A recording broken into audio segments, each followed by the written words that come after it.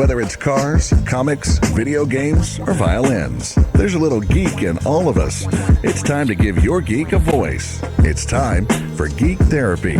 Here's your host, Johnny Hamburger. Thanks, Eric. Welcome to Geek Therapy Radio. My name is Johnny Hamburger, if you're new to the show, if you're a new listener. Congratulations, you found your new favorite radio show in Houston. If you're listening on KPRC 950 AM when the show originally airs, or if you're listening to this on the podcast, you're a first-time listener, again, congratulations to finding your favorite radio show in the world. Not just Houston, Texas, but in the world, thanks to the power of the internet. Like I said, my name's Johnny Hamburger, your mental curator for this evening, or whenever you're listening to this show. If you're listening on the podcast in the morning, afternoon, or nighttime, thank you for having me in your life. I've got quite a bit to talk about this episode, so stick around for all of it. It's going to be very fun, and I'm just going to start off the show by letting everybody know, letting the listeners know that I can't talk, letting you know that I can't talk, which is why they gave me a show, because I can't talk. No, this show this week is recorded on to one of these things. So when you're listening right now, congratulations, you're listening to what a cassette tape sounds like. Obviously, and if you go to YouTube, you can see a cassette tape. I'm holding it up right here. Let me tap it near the microphone. Ah, good rattly cassette tape. Why am I recording it to a cassette tape? Because it's fun. And because I'm trying to dispel a myth that many listeners, older than whatever, lots of people out there youngsters out there haven't had the glory of experiencing tape. I was going to say experiencing tape yet, because it's not yet. They're just some 19-year-old listening to this is going to go start collecting cassette tapes to play in his car that doesn't have a cassette player in it. I don't know, they might put a cassette player, I don't know. Geeks are prone to doing all sorts of geeky things, and getting into cassettes is pretty geeky. Why I'm choosing to record this show onto cassette, and I remind you, you're listening to my voice right now, and all the bumper music and everything, the whole show is getting dumped to a cassette tape, and then I'm re-uploading it into our system here at the radio station, digitally, of course. But the point is that it's all going to cassette before it goes out over the air, or to the podcast, or anything. So what you're listening to right now is from a cassette tape. Like I said, why am I doing this? Because it's fun. Because I wanted to do it. It's an idea that popped in my head. But the other reason that I was getting to earlier is that many of us might remember cassette tapes as being horrible to deal with. And lots of us might remember cassette tapes sounding terrible. Hissy, muffled, quiet, like whatever horrible sound quality you're thinking of. Obviously, you're listening to it right now. Doesn't sound that bad, does it? I maintain that the reason why a lot of us remember cassette tapes sounding terrible is that, honestly, most of us just had crappy equipment. I mean, the cassette player in your car was probably, for most of us, the best cassette deck that we experienced, because in your home, again, most of us just had some sort of crappy boombox. And the reason we remember cassette tapes sounding so crappy is because before MP3s and digital downloads and digital streaming and all that kind of stuff, before that, we had to rip, quote unquote, our songs off the radio, off the FM radio or off the AM radio, going, into our little crappy boombox, and hitting record on our crappy boombox and recording the songs as they came on the radio. So, again, that crummy boombox we had was not the best tape mechanism, didn't have the best heads in it, didn't have the best cap stands or transport or anything like that. There's no way you could adjust the bias, so you could probably only record to normal bias tapes anyways, type 1 normal bias tapes. So by and large, most of us probably remember cassettes sounding terrible. So I'm recording the show to cassette tape, and like the music bumps you're hearing, for instance, that are, by the way, done by my good friend Bird Peterson out in Austin. He's the one who makes all my music bumps for me. But you're listening to those very modern electronic EDM-style songs on cassette.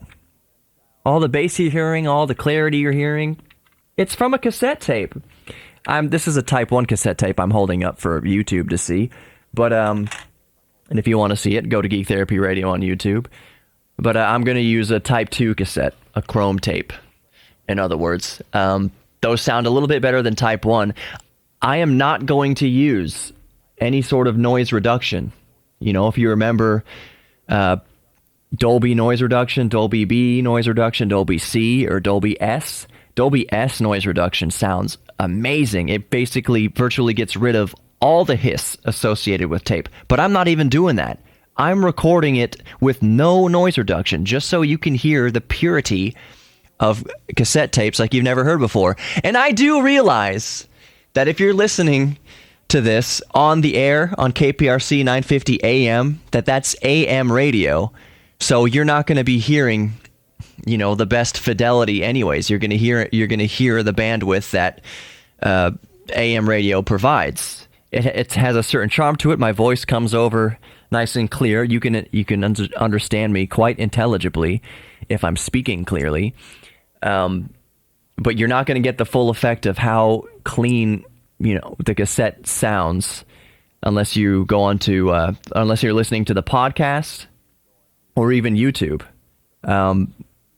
Even, you know, once it's podcast and once it's up on YouTube, it gets compressed to whatever audio compression that the service uses. But it should still sound nice and crisp and clear.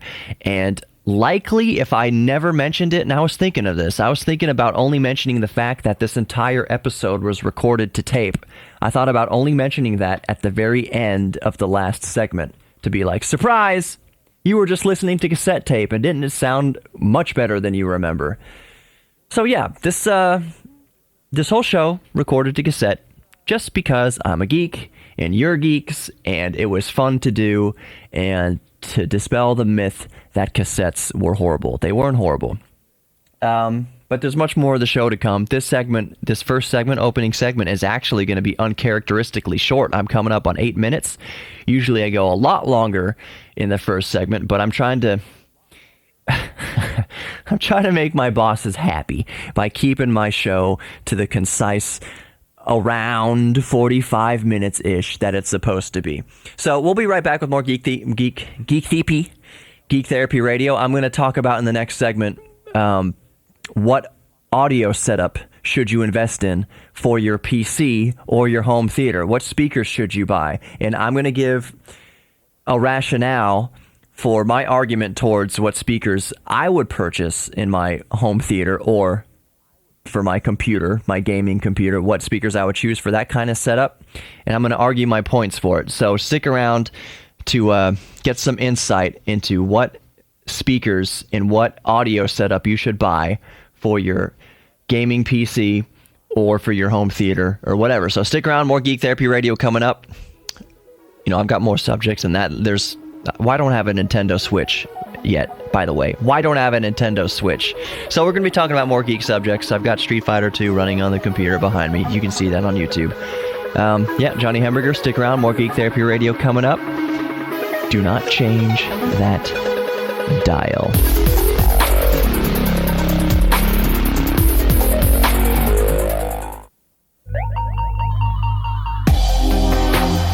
Geeks are sexy, and you're listening to Geek Therapy Radio. Welcome back to Geek Therapy Radio.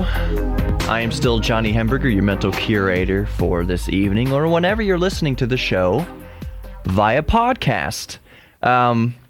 Just a reminder, this entire show this week is being recorded onto cassette tape. So what you're listening to right now is the beautiful fidelity like you don't remember from cassette tapes.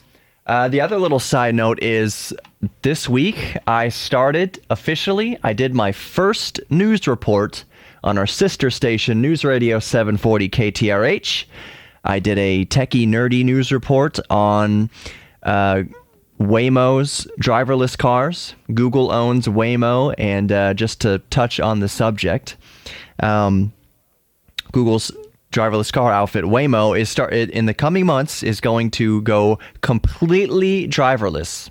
Now, usually driverless cars aren't anything new, but driverless cars up until what Waymo's doing, you still had to have a human behind the steering wheel just in case. But what Waymo is introducing over the next few months is nobody behind the steering wheel, nobody in the driver's seat. They're rolling out a new service to early riders members that they can choose to take trips around Phoenix, Arizona in a completely driverless car. Initially, there will be a Waymo employee in the back seat with the early riders of this driverless car, basically with a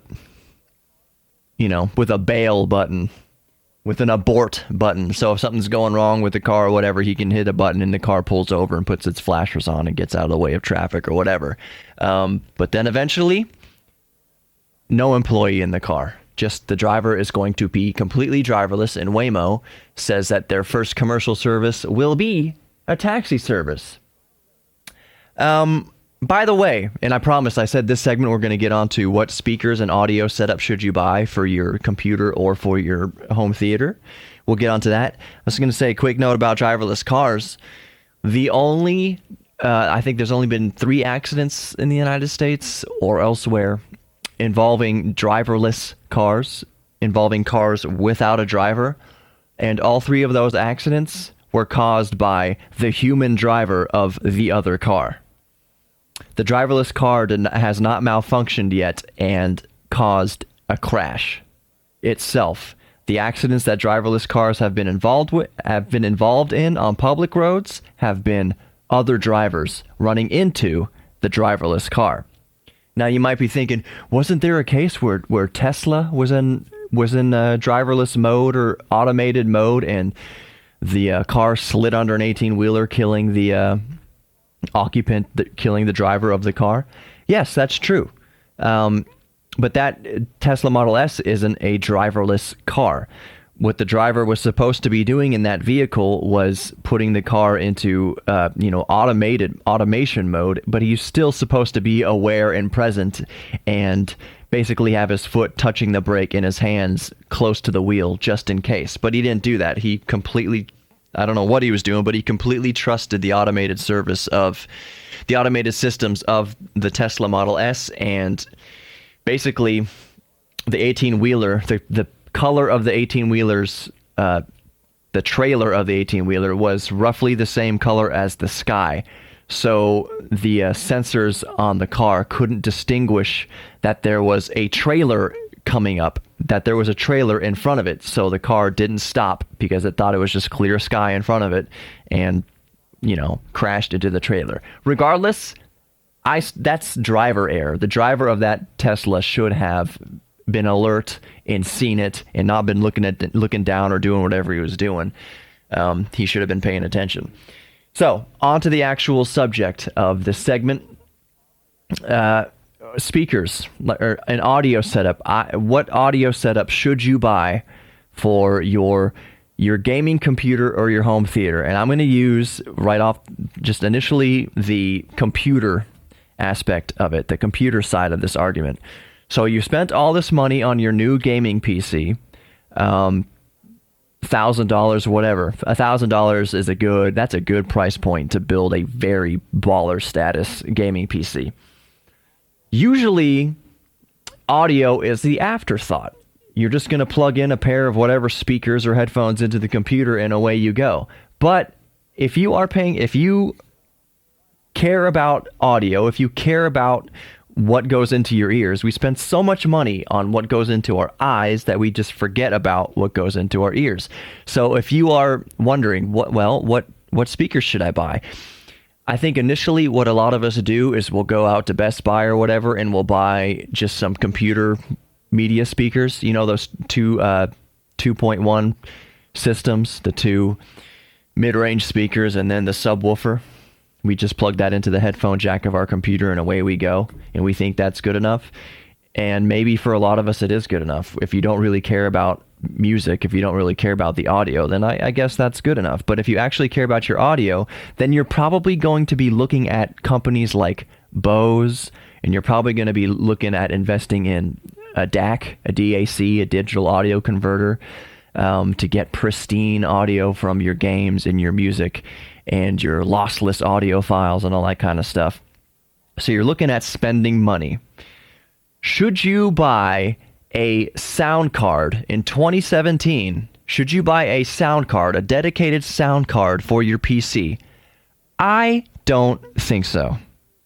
I really don't. Here's why. They're not going to be that great. It's really not going to be great, compared to what I'm about to tell you about that cost roughly the same amount of money. And the speakers, should you spend that pretty penny on some high-end Bose speakers or high-end Harman Kardons or whatever Kilpesh or whatever speakers you're going to buy for your computer system? Should you spend the money on those brands thinking that you're going to get the best possible audio fidelity? I argue that you shouldn't. I shouldn't say that you shouldn't do any of those things. I'm just trying to offer up an alternative to those things. Here's what I would do, and here's the case I'm going to make. And again, apply the case I'm making to PC gaming audio. Apply this same theory to your home theater setup. First, I'm going to start with the DAC, or the digital audio converter. Should you buy some sort of high-end audio converter from, I don't even know, any number of boutique audio sellers? Should you buy one of those? I would argue no. A good bet would be, for the same amount of money, maybe a little less, maybe a tad bit more, but just around the same amount of money, maybe the exact same amount as far as your DAC is concerned, consider getting a audio interface, a USB audio interface or USB Type-C audio interface from a company like Tascam, a company like M-Audio, a company like Presonus. All of those brands, that audio interface is a professional audio interface. It's what recording studios use. It's basically smaller versions of the big, huge audio interfaces that recording studios use. So for the same amount of money of buying a digital audio converter from whatever company, you can go with a tried and true recording studio brand like Tascam or M-Audio, or, like I said, Presonus. I'm not mentioning Apogee because Apogee is going to be super, super expensive. If you got the money, go for it. But yeah, so get yourself, even for $100, a USB audio interface from Tascam. That's going to give you your fidelity. That's going to give you your 24-bit or higher, 24-bit, 192 kilohertz sampling rate. And it's professional grade. It's what they use in recording studios and project studios. So I would argue to go for that. Plus, if you plug a microphone into it, when you're gaming and you're talking to other players online, the quality of your voice is going to be spectacular. So yeah, I would argue a USB audio interface instead of a DAC from whatever company. You're going to spend the same amount of money, and it's what the professionals actually use. Now, as far as speakers go, I would argue that, and this can really be applied towards your home theater, especially. But I'm talking about as far as a gaming PC is concerned. As far as speakers go, instead of going out and buying those Bose, instead of going out and buying those Harman Kardons or whatever, they're good speakers. I would say no to Bose, really, but other boutique speakers. What's in my car? Bang & Olufsen, stuff like that. I would make a case that you shouldn't get those for your home theater and you shouldn't get those for your PC. Instead, think about, again, recording studio equipment, recording studio monitors, not monitors like your screen, your PC screen, but audio monitors, you know what we use in the radio station here, are Mackie HR824s. Those are professional grade, industry standard recording studio monitors. I've got a pair myself. They're sitting in storage. A pair of those, two of those, cost about, you could probably get them for about $1,000, which is a lot. And so I'm not saying you should especially get a pair of Mackie HR824s.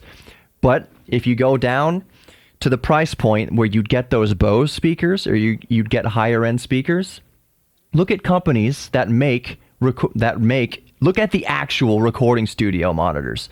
So for about $300 for a pair, you can get a pair of KRK Rocket 5s. Those are actual recording studio monitors. For less money, for $150, you can get a pair of M-Audio AV42s.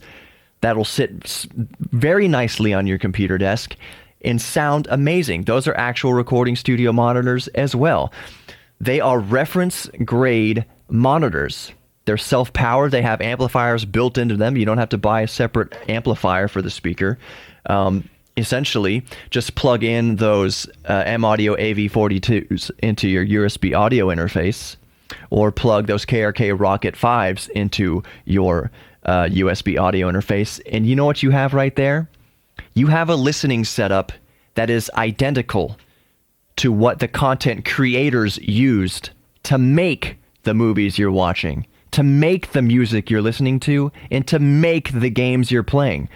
When the audio engineers and the sound team, sound designers are making that video game, they are using recording studio monitors. And now you have the same kind of monitors on your desk, and you're watching your movies and playing your games with the same speakers, the same audio setup that the content creators used to create it. So essentially what you're listening to when you're playing the game, and what you're listening to when you're listening to music, and what you're listening to when you're watching a movie, you're hearing what the director of the movie heard. You're hearing what the producer of the music heard. You're hearing exactly what the designers of the game heard.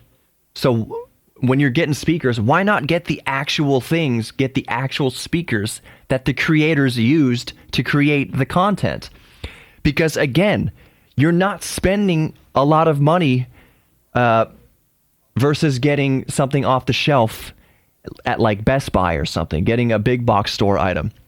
You're spending the same amount of money on the audio setup. You're just getting the real studio monitors. You're getting the real reference quality audio, pristine, perfect audio that the content creators created the media with. So that's my argument.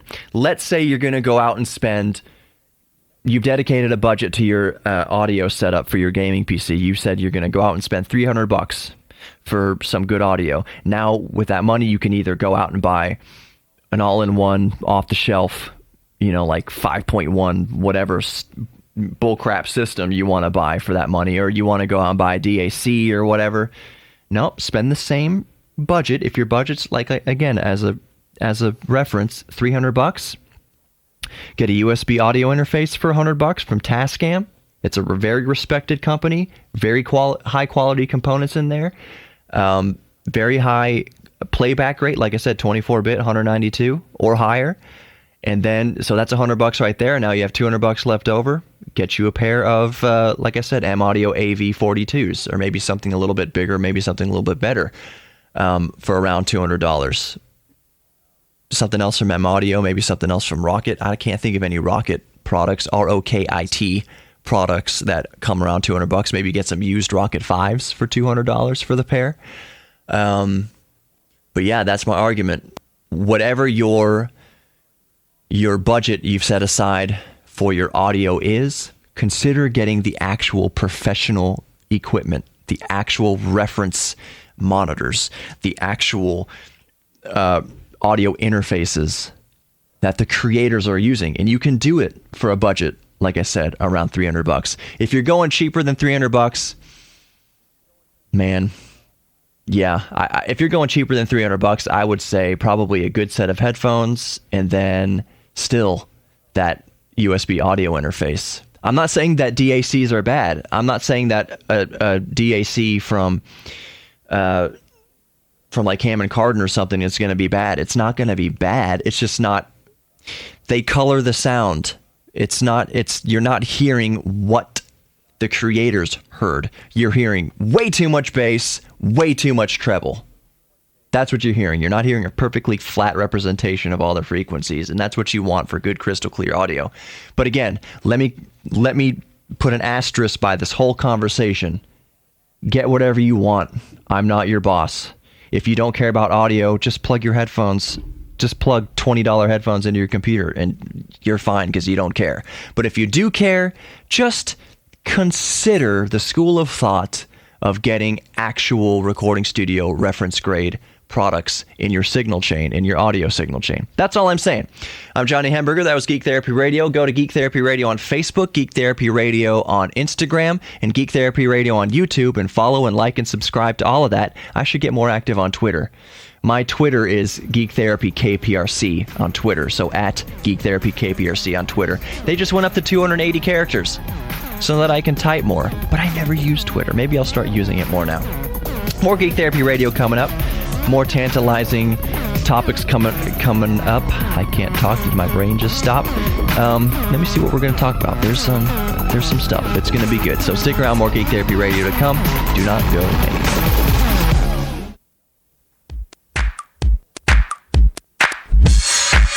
You're listening to Geek Therapy Radio. Welcome back to Geek Therapy Radio. As a reminder, this entire show is being recorded to cassette tape. So what you're listening to right now is off of an old school cassette tape. And if I hadn't mentioned anything, would you have even noticed? That's right, cassette tapes are better than you don't remember them being. Anyways, if you bought... Did I say I'm Johnny Hamburger? That's who I am. Johnny Hamburger, welcome back to Geek Therapy Radio. For some reason, do you ever feel like your brain is just in a cloud? That's my brain tonight. But I'm like, you know what? I'm going to muscle through it, try to put together a coherent show for you. And I knew I would, more or less, because I love doing this. This is so fun to me. Again, part of the geeky reason I wanted to have a radio show is so I could play with radio equipment and put electromagnetic beams out into the universe. That's a very romantic thing, and I don't know how long terrestrial radio is going to be around. So while it's here, at this stage of my career, these are the glory days of having my radio show. Anyways, if you bought an iPhone X or an iPhone 10, I was going to say I'm sorry. I'm not really sorry. If you like it, that's great. There are some cool things about it. There's lots of controversial things about it. But what I'm getting onto right now is when they first announced that the phone was going to be almost entirely glass, I rolled my eyes because I knew that just meant, even if it's Gorilla Glass, I knew that it's going to be very, very brittle. Now, the reason why they made it glass and ceramic isn't really a mystery. It's because it's for better radio transmission of radio signals. For instance, the cellular signal that you're using to make calls, Wi-Fi, Bluetooth, all of that high bandwidth information, all those high bandwidth radio waves travels much, much better through glass than it does through metal. So, in the past with... I'll use my Galaxy Note 4 here, for example.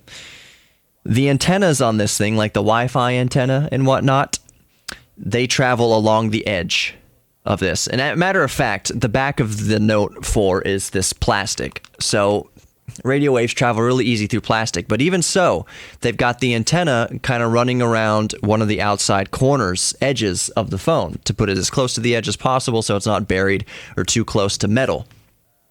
So this is what iPhones have done.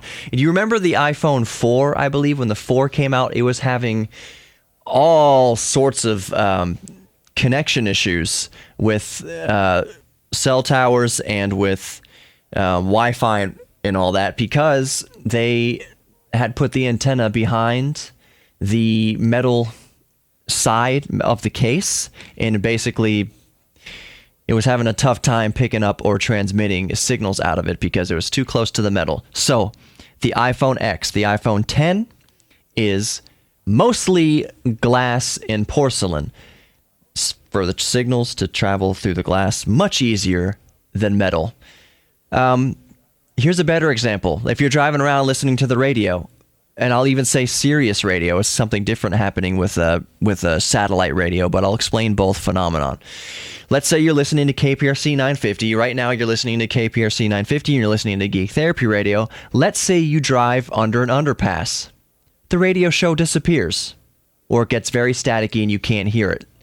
Because basically when you're under an overpass, all the metal iron bars going through the concrete, the rebar that's going through the concrete, creates a Faraday cage. A Faraday cage is an apparatus for where you're inside the cage. No radio frequencies can enter or exit the Faraday cage because the wires in the cage absorb and deflect the radio waves. So that's what happens when you drive under an overpass when you're listening to the radio. For instance, KPRC 950 AM, or you're listening to The Buzz, or you're listening to Sunny, or The Beat, or whatever you're listening to with your car's antenna. The signal goes away when you go under an overpass, or it gets very distorted or very quiet or very staticky. What happens with satellite radio when you go under an antenna, or when you go under a bridge, is that the satellite receiver obviously is getting cut off from the satellite. If you don't have a line of sight to the satellite, your satellite radio won't work. So if you go under dense trees, you lose the satellite signal. If you drive through a tunnel, of course you're losing the satellite signal. So that's what's going on with satellite radio. So back to the iPhone X being made of all glass.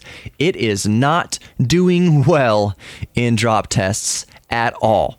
One drop from even 3 feet in the case, you get spider webs and cracking through the case.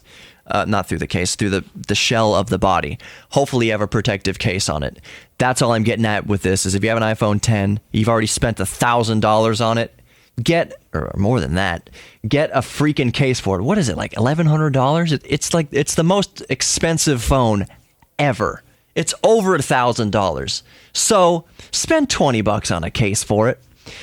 Drops from 6 feet rendered many surfaces of the phone, rendered many sensors inoperable.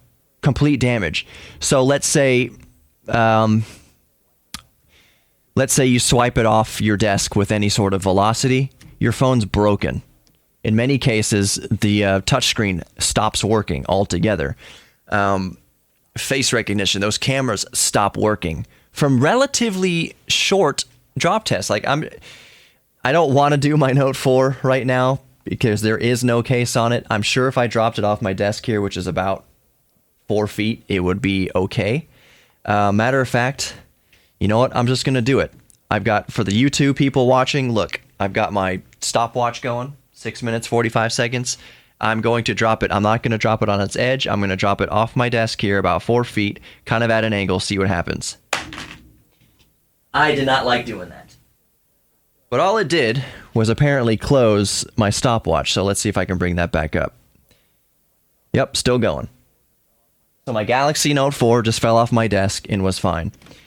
A iPhone 10, from all the tests they've done, a 4-foot drop like that would have broken something. So, all of my concerns with the phone being completely glass and completely ceramic are confirmed by many independent testers and agencies that the iPhone X is the most fragile iPhone that they've ever released. Probably one of the most fragile phones. It is a far cry from the Nokia 3310 or whatever that I still have.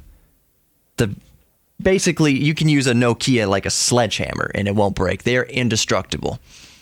Don't actually test that, but they are very robust. 3320, or maybe it's a 3310. I'm probably right. Anyways, I'm probably right. Here's the big news. We just talked about the iPhone for a little bit. Here is some actual awesome news that I am really, really stoked about. because not only is the technology behind it really awesome to get stoked about, but the merger of these two companies, which I'm going to tell you in a second, is super exciting to get stoked about. Intel will begin to ship processors with embedded AMD graphics and memory. So, the processors, the mobile processors we use right now have built-in graphics. You're using if it's an Intel chip, which it probably is, it's Intel like 615 or 620, whatever it's called, whatever the built-in graphics to the CPU is. That's what we're using right now. But these new chips will have basically dedicated graphics on the same chip with the CPU, and it's Intel and AMD releasing these chips. It's Intel and AMD working together. Intel and AMD are rivals. They both make different CPUs. They are rivals with each other. But Intel is working with AMD's graphical department to integrate AMD Radeon chips, AMD Radeon GPUs onto Intel CPUs, onto 8th generation H series processors. The 8th generation mobile processors, the U processors, are quad core 4-thread. So if you're buying, an i7, like an i7, a U series i7 8th generation processor is now 4 cores, 8 threads, whereas in the past the U series 7th generation and below have been dual core hyper-threaded, so 2 cores and 4 threads, but now 8th generation 4 cores, 8 threads, which is great. They're 15 watt CPUs, they're 15 watt packages, but quad core, they boost up to 4 gigahertz, they idle around like 1.8 gigahertz. So that's already from the 7th generation to 8th generation. That is a huge performance boost. Usually generational increases are incremental. There's 3% here, 4% here, but this time it's like 30%, 40% better than the previous generation in benchmarks and in real world use. So the fact that the new 8th generation H series chips are going to have an embedded AMD Radeon GPU and memory, HBM memory, high bandwidth memory, that's a big thing too. Usually, AMD used to integrate their own GPUs onto their chips. Their AMD CPUs used to have integrated GPUs with them as well, but they didn't have their own memory on the chip. So part of what led to better gaming was that if you had faster RAM in your computer, because the RAM is what what AMD integrated chips were using. This now, the new H series chips from Intel, the memory's on the chip. We don't know exactly how much it's going to be. I'm guessing it's going to be at least 2 gigs of HBM memory. Come on, let's be real. At least 2 gigs. Even if it was 1 gig, that'd be all right. I take that back. 1 gig would not be all right in 2017. It's going to be at least 2 gigs, probably 4 gigs of built-in memory onto the CPU chip. That's going to be amazing. That means that the AMD Radeon inside the Intel CPU inside the package is not going to have to rely on the system RAM. So that's awesome. That's really that's amazing. And not only for the fact that it's Intel and AMD teaming up to make one product. 2 rivals teaming up to make one product. That's awesome. I am super, super stoked. And again, we don't know that the exact specifications of clock speed. I'm talking about the integrated GPU. We don't know the exact specifications on clock speed. We don't know exact specifications on how much memory it's going to contain. But my guess, at least 2 gigahertz. And my guess, at least 900 megahertz on the core clock. Maybe higher. I don't know. Going to be over 800. That's just my guess. It's also a 45 watt chip, just like the U series chips right now. Actually, no. U series are 15 watt. These new chips are going to draw up to 45 watts or lower. They could keep it around 15 watts. Although I would imagine if they made an H series, 8th generation H series CPU with the built-in Radeon graphics and kept it at 15 watts, you're probably going to sacrifice a couple cores. So let's say you buy an i7 with the integrated Radeon graphics. It's probably not going to be a quad-core hyper-threaded CPU in the chip. It's probably going to be dual-core hyper-threaded, which is still going to be great. It's not going to be super high-end for gaming, but you're going to be able to game. That's the point. You're going to have these thin and sexy mobile devices that are capable of gaming, capable of good video editing. It's going to be amazing. I am super stoked for that. I'm Johnny Hamburger. We'll be right back with more Geek Therapy Radio during the break. Flip out your celery phone, not if you're driving, but go follow Geek Therapy Radio on Instagram. Go like Geek Therapy Radio on Facebook. And go subscribe to Geek Therapy Radio on YouTube to see all sorts of cool things. Like, well, I just dropped it on the floor. But the cassette tape I'm using to record this show, if you haven't seen a cassette in a while. And I just did a drop test on my old Galaxy Note 4. So go to YouTube to see those things. But other than that, stick around. One more segment coming up. I'm having more fun with the show than I thought. We're getting nitty gritty nerdy with this stuff. I'm talking about specs and specifications for things. Very nerdy. Stick around. More Geek Therapy Radio coming up. I'm Johnny Hamburger. See you in a couple of minutes.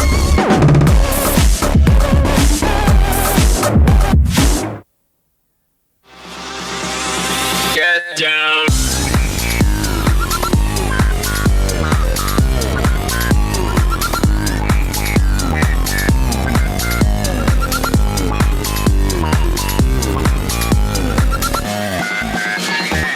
You are listening to Geek Therapy Radio. Oh, yeah. Welcome back to Geek Therapy Radio. I am Johnny Hamburger, your mental curator for this evening or whenever you're listening to it. This is the fourth and final segment of Geek Therapy Radio for this week. I only got a couple minutes to talk to you. And as a reminder, the show is being recorded entirely to cassette tape. How did it sound? Probably pretty good. So, as many of you know, Star Wars, the original Star Wars Trilogy, episodes 4, 5, and 6, we have not had access, or you don't have access to the original unadulterated, unaltered series, trilogy, unless you still have the original tapes, cassette tapes, from the late 70s and early 80s. That's the last time that you'd have been able to watch unmolested original Star Wars films. Because, as we all know, when George Lucas re-released Star Wars in the theaters in the late 90s or whatever, he added all sorts of stupid CGI and stupid scenes to it, and just, why? Why? He molested the trilogy, adding all this extra stupid stuff to it. I'm not even talking about Jar Jar Binks in episode 1, because that doesn't enter into this conversation.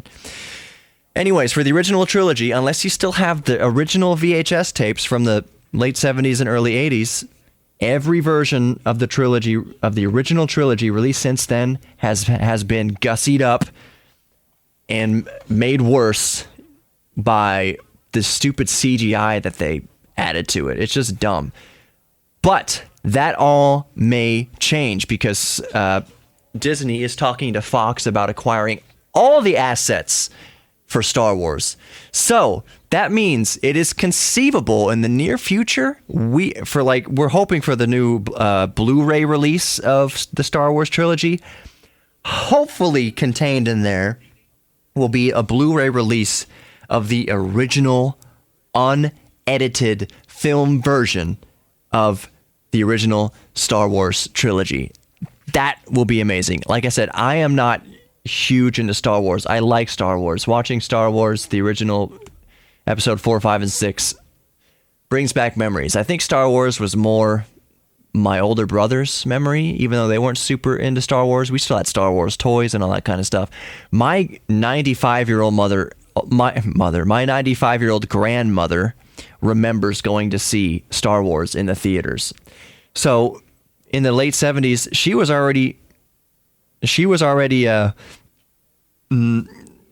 still young, but you know, she maybe wasn't the demographic you'd think of to go watch Star Wars films, but she remembers going to the theaters in the late 70s early 80s to go watch Star Wars. She remembers it.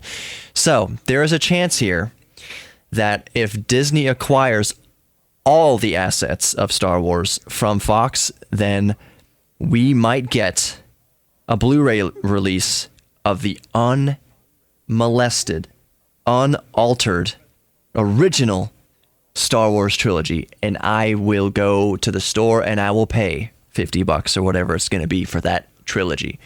I still need to pick up the Back to the Future trilogy on Blu-ray. I have the Back to the Future trilogy on DVD, but I don't have the Blu-rays yet. I need to go get that. Anyways, this has been Geek Therapy Radio for this week. Thank you for joining me. I'm Johnny Hamburger. Go like Geek Therapy Radio on Facebook.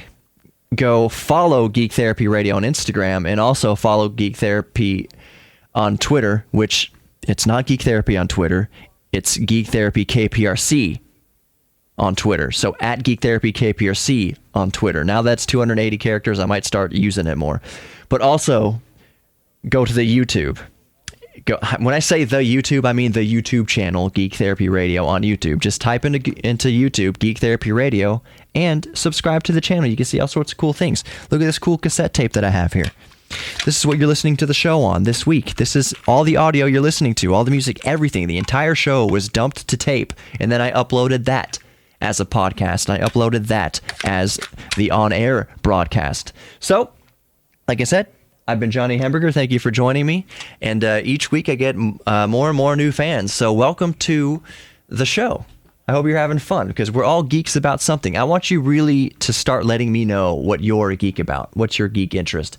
Like I said, you might be super into cars. You might be super into astronomy or drones or RC stuff, or looking through microscopes or sewing or baking. Whatever your geek thing is, whatever your geek thing happens to be, let me know. And I will mention it on the show, and we'll talk about it. We'll talk about your geek thing. So thank you, my geeks. Thank you for being with me. I love all of you. Take care of yourself. Invest 10 minutes this week, 5 minutes this week in your geek thing. Invest 5 minutes this week in yourself, thinking, what do I want? What do I really want to do? And just know that you are loved, and you are worthy, and you are capable. And I love you. If you're listening right now and you're feeling alone and, a vagabond in this universe, I do love you. On a basic human level, I love you, and I think you're great. So, thank you for being a geek. Thank you for listening to me. We'll be back with more Geek Therapy Radio next week. For now, enjoy the huge backlog of podcasts. What show is this? Is this show 35? Is there something significant to the show 35? I don't know. That's all for Geek Therapy Radio this week. Thank you for joining me. See you next week, my geeks. Remember, geeks are sexy.